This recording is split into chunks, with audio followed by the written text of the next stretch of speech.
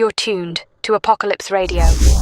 Welcome to Heaven Sent on Apocalypse News Radio. With me in the studio, I have Monty Bracket, a Labour Party advisor, and he's here to discuss the disaster of the opening few months of this new Labour administration. Culminating in our hashtag Prime Minister, two-tier Keir, beers with Keir, Starmer sausages.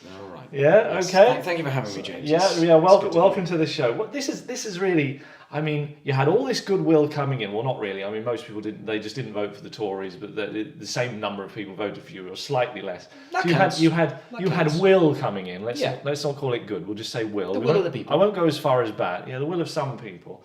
So you came in with all of that will, and now will is bad or will is rotten. Will is in the toilet. What has been going on with all of this? I think you're coming on a bit strong there, James. Thank you. I don't mean that's a compliment.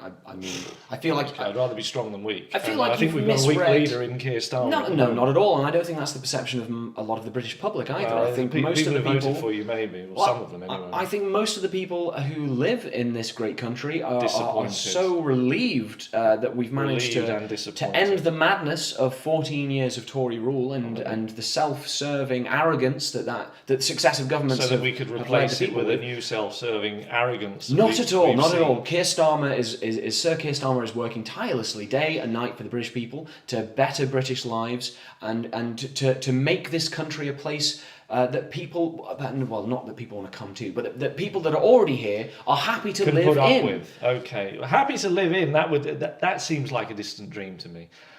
What I see as a member of the public, as well as being an important radio and news personality, is a country afflicted by 14 years of mismanagement. You can't discount that, James. Followed by 3 months of mismanagement. It's like you're having a war with the Tories about who could do a worse job.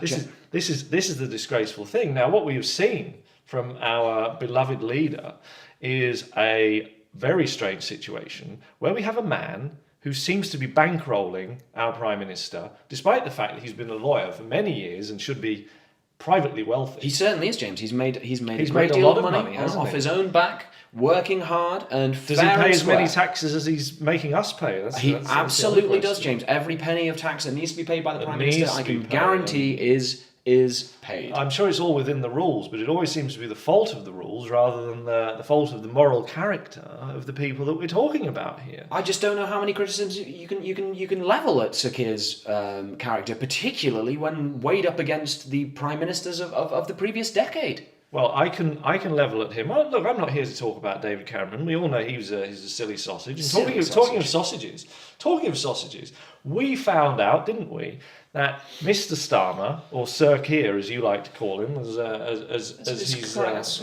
name. That would be a correct address. Okay, we'll admit that. This man has sausages on the brain.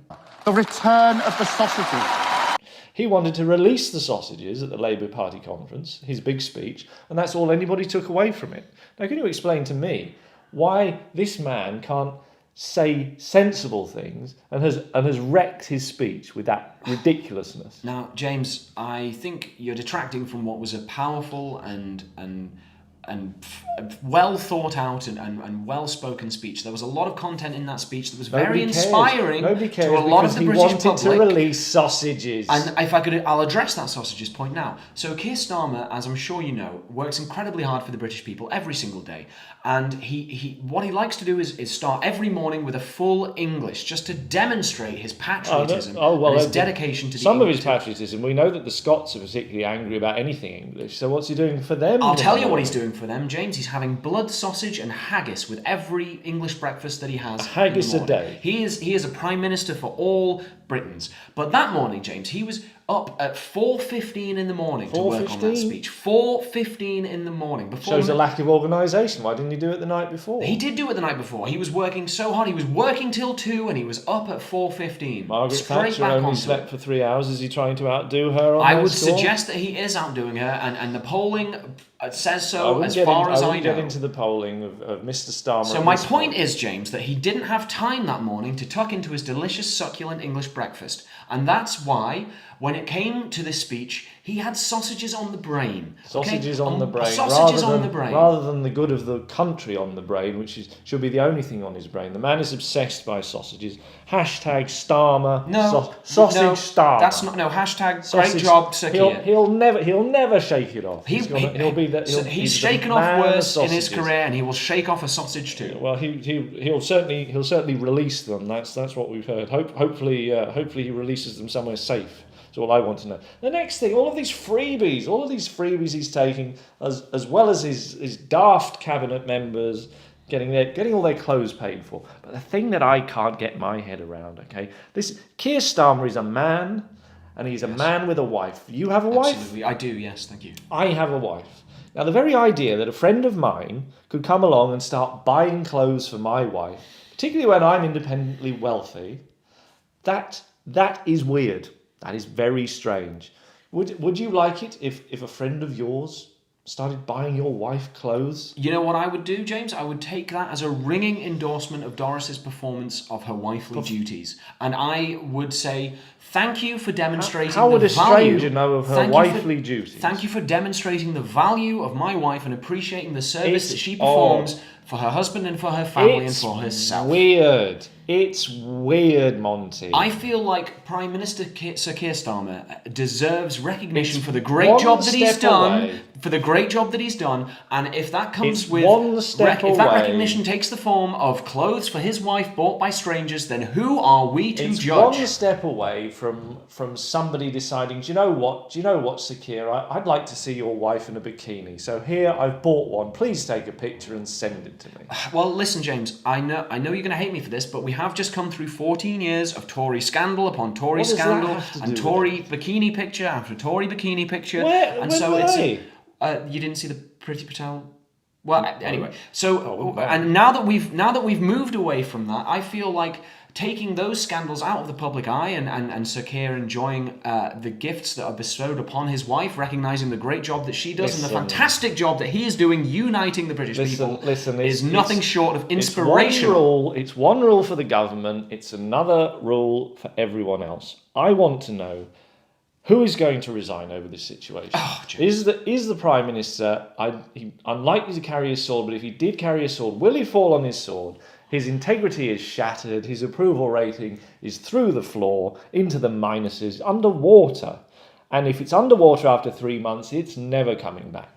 Is he going to resign over these scandals, sausages on the brain, his wife's clothes, and the general freeloading attitude of this disgraceful government? I feel like Sir Keir is confident and secure in the knowledge that he's doing a fantastic job that is recognised by the British people. And I'll tell you what, it's funny that you bring up underwater, James, because which government was it that had poisoned our great British waterways for 14 years and made our seas unswimmable? All terrible acts that Keir Starmer is now working hard to undo. I feel like they've been booted out. They're not in charge anymore. Thank God for it. And now you're in charge, and you're taking the mickey. You're taking the mickey. If he won't resign, what about you? Will you resign? Will you resign as a Labour? I need somebody to resign. Speaking purely metaphorically, James, I would be happy to resign if that is what the British people demanded. Will you apologise to the British public for this freeloading nonsense on behalf of Sir Keir Starmer? Speaking purely metaphorically, James, I will absolutely apologise to the British people. But in a much more real sense, I think we have nothing to apologise for. I think we're doing a sterling job, and I think the British people can see that too. There you are. People of Britain, you have a metaphorical apology from one of Keir Starmer's advisors. When was the last time you talked to him? Sir Keir? Yeah. I talk to him every day.